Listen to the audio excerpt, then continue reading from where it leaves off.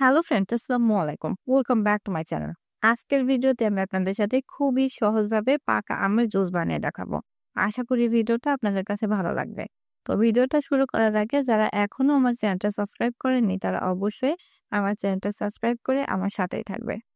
তো পাকা আমের জুস বানানোর জন্য আমার এখানে লাগবে পাকা আম।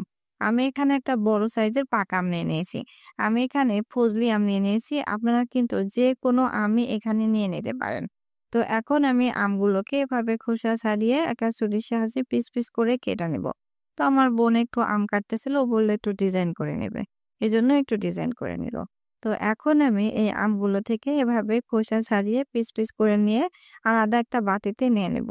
তো দেখুন আমার সব আমগুলো কিন্তু এখন একটা আলাদা বাটিতে নেওয়া হয়ে গেছে। এখন আমরা জুস বানিয়ে নেব। তো এর জন্য আমাদের সবার প্রথমে একটা ব্লেন্ডারের জার লাগবে। তবে যাদের বাসায় ব্লেন্ডার নাই তারা কিন্তু হাত দিয়ে চটকেও এভাবে জুসটা বানিয়ে নিতে পারেন। তো এখন আমি ব্লেন্ডারের জারের ভিতরে আগে থেকে যে আমগুলো আমি ছোট ছোট করে কেটে রাখলাম সেই আমগুলো ব্লেন্ডারের জারের ভিতরে দিয়ে দিব।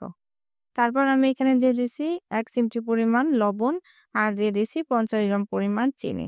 আপনারা মিষ্টির পরিমাণ অনুযায়ী চিনির পরিমাণটা বাড়িয়ে কমিয়ে নিতে পারেন। তারপর এখানে আমি দিয়ে দিছি ১ বাটি পরিমাণ গরুর দুধ। আপনাদের বাসায় যদি গরুর দুধ না থাকে তাহলে আপনারা এখানে গুঁড়া দুধ কিংবা নরমাল পানিটাও ইউজ করতে পারেন। তো এখন আমরা এটাকে ব্লেন্ড করে নিব।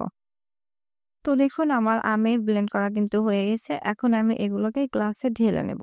তবে আপনারা যারা আইস পছন্দ করেন তারা কিন্তু ব্লেন্ডার যদি ভালো থাকে তাহলে একসাথে আইস দিয়ে ব্লেন্ড করে নিতে পারেন যদি আপনাদের ব্লেন্ডারের ওয়েটটা ভালো থাকে। তো দেখুন আমাদের ব্লেন্ড করা হয়ে গেছে। এখন কিন্তু আমি এটা গ্লাসে ঢেলে নিয়েছি। এখন আমরা একটু ডিজাইন করার জন্য অর্থাৎ ডেকোরেশন করার জন্য সাইড থেকে স্লাইস করে রাখা লেবুগুলো আমি এভাবে দিয়ে দিচ্ছি। আর এটা দিলে জাস্ট একটু দেখতে ভালো লাগে সেটাই। তো না দিলে সমস্যা না, এটা জাস্ট অপশনাল। তো খুব সহজেই কিন্তু বানানো হয়ে গেল পাকা আমের হেলদি ঘরোয়া জুস। আর এই জুসটা কিন্তু বাজারের কেনা জুসের থেকেও মার্শাল্লাহ অনেক অনেক গুণ বেশি হেলদি। আর এটা খেতেও কিন্তু মার্শাল্লাহ অনেক মজাদার। তো আপনারা কিন্তু বাসায় এভাবে ম্যাঙ্গো জুসটা বানিয়ে খেয়ে দেখতে পারেন। তো এই ছিল আমার আজকের ভিডিও। আশা করি আমার ভিডিওটা আপনাদের কাছে ভালো লেগেছে। আর ভিডিওটা ভালো লাগলে অবশ্যই লাইক কমেন্ট করবেন আর আপনার ফ্রেন্ডস এন্ড ফ্যামিলি মেম্বারদের সাথে শেয়ার করে দিবেন। আর এরকম নতুন নতুন আরো ভিডিও পেতে আমার চ্যানেলটা সাবস্ক্রাইব করে সাথেই থাকবেন।